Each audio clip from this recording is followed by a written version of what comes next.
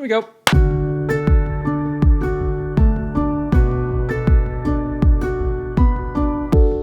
Hey, peaceful scenes and jelly beans. Welcome to part 3 of our series, Fruit of the Spirit, where we are breaking down the 9 attributes of the Christian faith set forth by Paul in Galatians. Last time we talked about joy.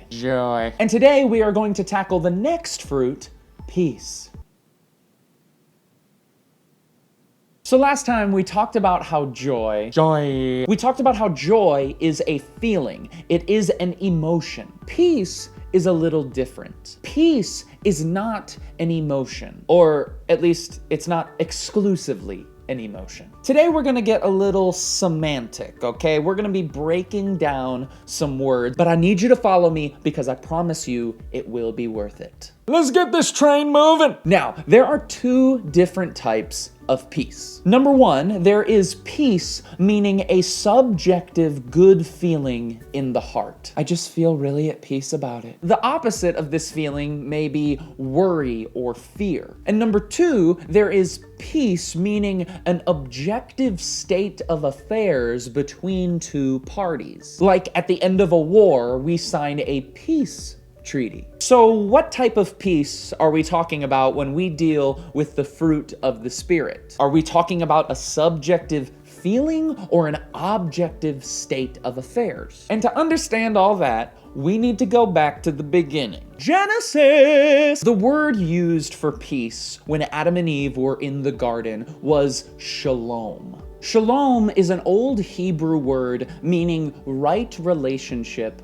or harmony. And so in the garden, man and woman were living in right relationship, in harmony with God. And God himself calls this good. So we see that in the beginning, there was both a subjective feeling of peace and an objective state of peace between man and God. But then the serpent comes along, that dirty, dirty snake, and Adam and Eve choose to deliberately disobey God, thus inviting sin into the world and therefore destroying their objective shalom with their Creator. Where there was once peace, there is now war between good and evil. Where there was once right relationship, there is now a dividing wall of sin between God and humanity. And this wall stands for about several thousand years. And throughout the rest of the Old Testament, we begin to see God's people struggle with these emotions of fear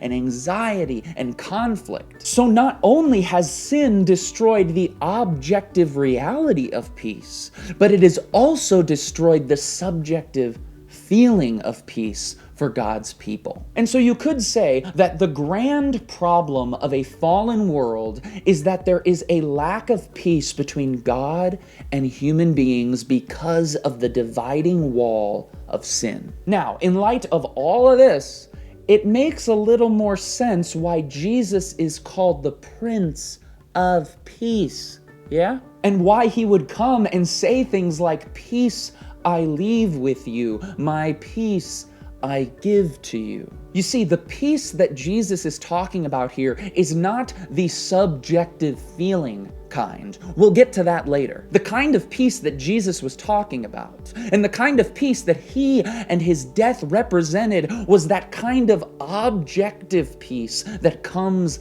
at the end of a war. This peace was a return to the shalom, the harmony, the right relationship in Genesis. Ephesians 2:14 says, "For he himself is our peace, who has made us both one and has broken down in his flesh the dividing wall of hostility." Through Jesus, the dividing wall of sin is broken down and we are given peace with God. And again, this is not something we earn. This is not a feeling we feel. This is an objective state between us and our Creator. And that experience of objective peace with God is actually what brings about the subjective feeling of peace in our hearts. Philippians 4 verses 6 through 7 say, "Do not be anxious about anything, but in everything, by prayer and supplication, with thanksgiving, let your requests be known to God,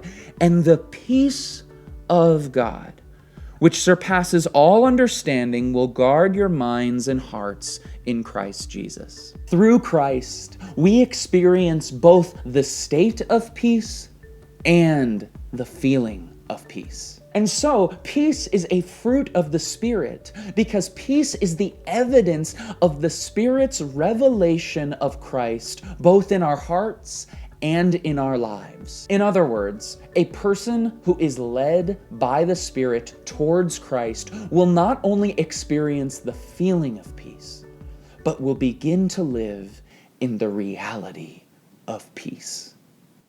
That's all I got for you. Peace.